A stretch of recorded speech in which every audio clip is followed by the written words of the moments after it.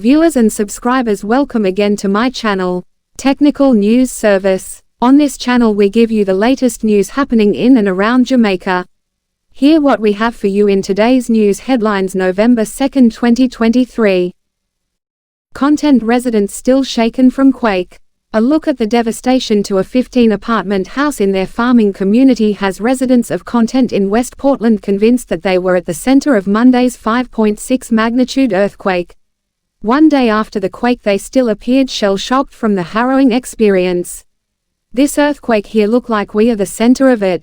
Look what it do me grandchildren house," bemoaned Newton Colson as he looked at the damaged structure.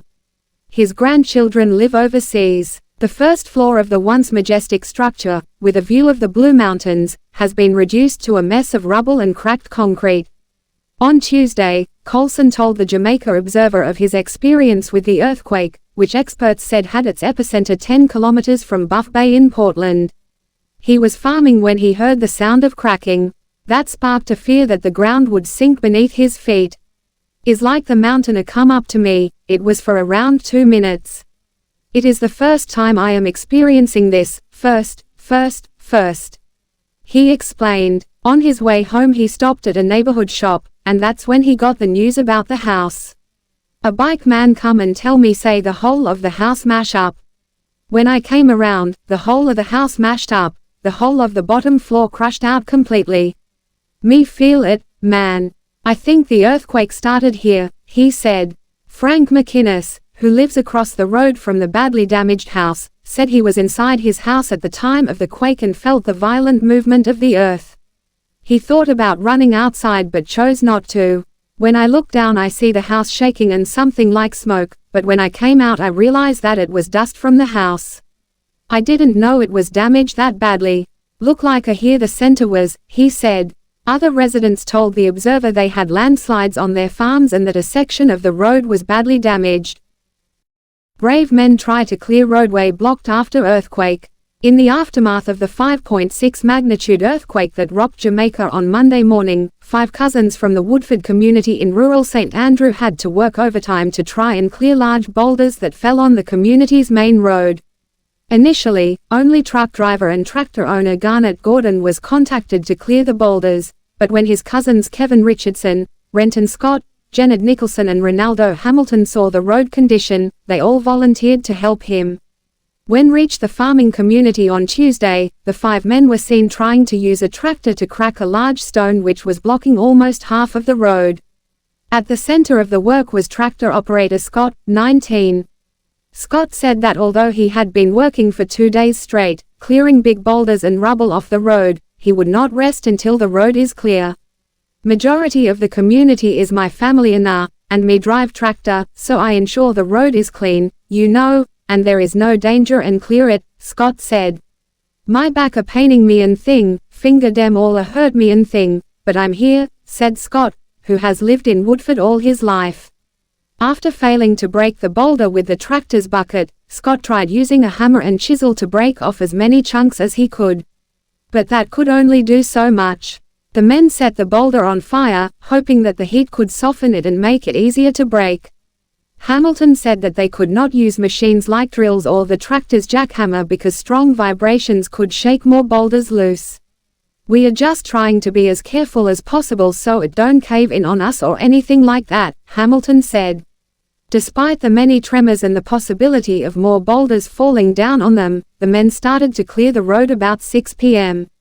Monday and worked up until 11 p.m. They started again Tuesday morning and worked into the night, using cell phones and the tractor lights to help them look out for any other tumbling boulders.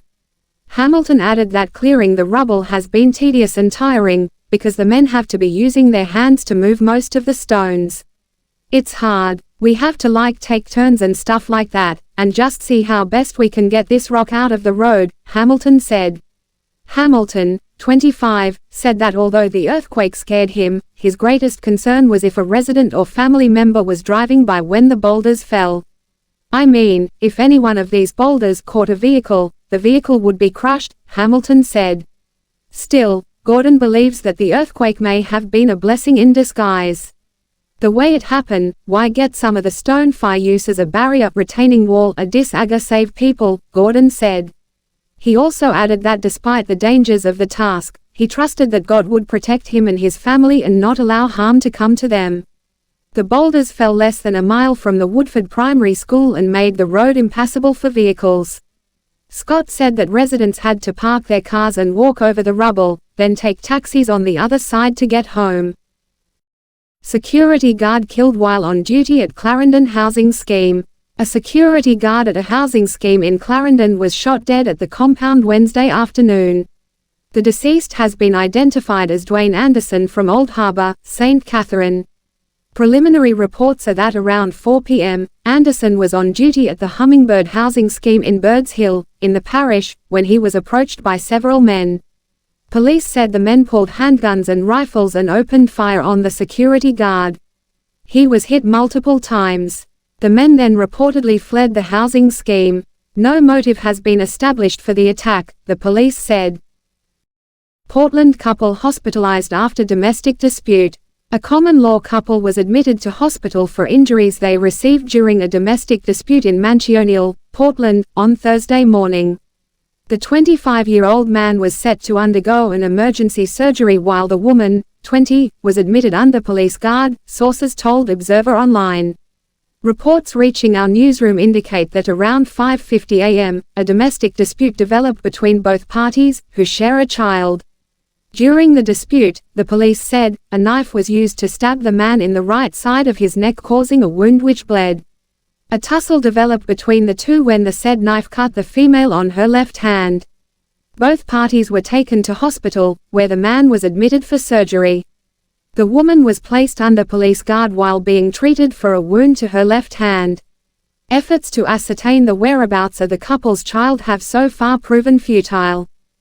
In other news, 2 men charged after pistol, ammo found on Spanish Town Road.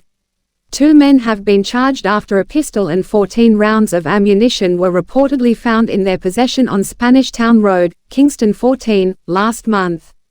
Charged a 27-year-old Patrick Bishop, a taxi operator of Tobias Street, Kingston 13, and 28-year-old Carlos Johns, a delivery man of Twery Crescent, Kingston Central.